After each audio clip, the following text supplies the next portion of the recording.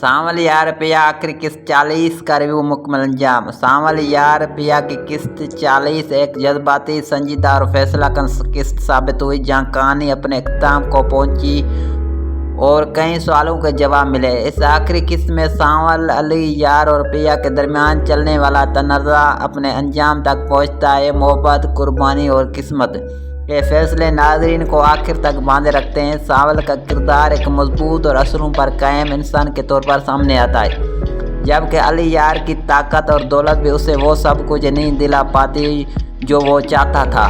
पिया के किरदार ने साबित किया कि यह कहानी सिर्फ दो मर्दों के बीच मोहब्बत की नहीं, बल्कि एक औरत के कूद, फैसले और हिम्मत की भी कहानी है। किस्त में पिया के वालिद के राज भी सामने आते हैं, जो पूरी कहानी को एक मानिया खेज अंजाम देते हैं। अदाकारी की बात करें तो अहमद अली अकबर ने सांवल किरदार में गहरा असर छोड़ा। फिरोज खान ने अली यार को शिद्दत और गरूब के साथ पेश किया।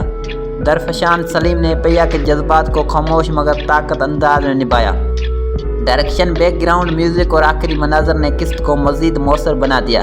अगरचे कुछ सेनस थोड़े लंबे महसूस हुए, मजमूई तौर पर सांवल यार पिया की आखिरी किस्त एक मतवाजन और जज्बाती इख्तिताम थी, जो ज़्यादातर नाजरीन को मुतमईन करती है। अगर आपको ये रिव्यू पसंद आया हो तो वीडियो को लाइक करें, चैनल को सब्सक्राइब करें, अपनी राय कमेंट में ज़रूर दें। शुक्रिया।